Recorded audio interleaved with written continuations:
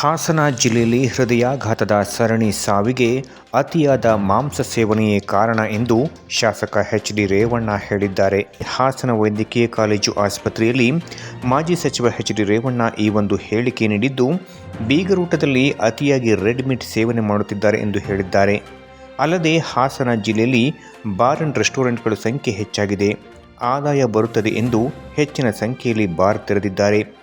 ಬಾರ್ನಲ್ಲಿ ಕುಡಿದು ಅನಾಹುತವಾಗುತ್ತಿದೆ ಎಂದು ಮಾಜಿ ಸಚಿವ ಎಚ್.ಡಿ. ರೇವಣ್ಣ ಕಿಡಿಕಾರಿದ್ದಾರೆ.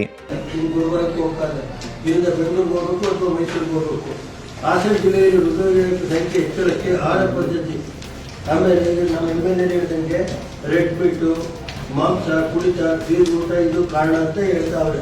ಕೆಲವು ಅಲ್ಲ, ಎಲ್ಲರೂ ಹೇಳಬೇಕು. ಅದಕ್ಕೆ ಆಗುತ್ತೋ ಗೊತ್ತಿಲ್ಲ ನಮಗೆ. ಆಮೇಲೆ ಜಿಲ್ಲೆಯಲ್ಲೈತೆ ಹಾಸನ ಜಿಲ್ಲೆಯಲ್ಲಿ ಅತಿ ಬಾರ್ಗಳು, ಸಿಎಲ್ಲು, 7 ಇದೆಲ್ಲ ಆಗಿವಲ್ಲ, ಕುಡಿದು ಜನ ಓಡೋಗ್ಬಿಡ್ತಾರೆ. ಅದು ಎಫೆಕ್ಟ್ ಇದೆ ಅಂತ ಬರೀ ಹಾಸನ ಸಿಟಿ ಒಂದು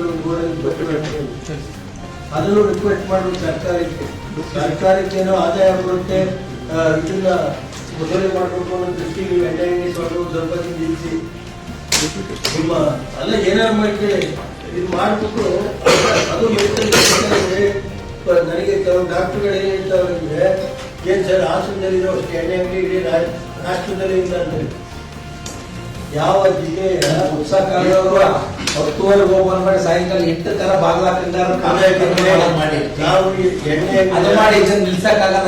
ಆಮೇಲೆ ಏನು ಮಾಡಬೇಕು ಕಡೆಯಲ್ಲಿ ಕೇವಲ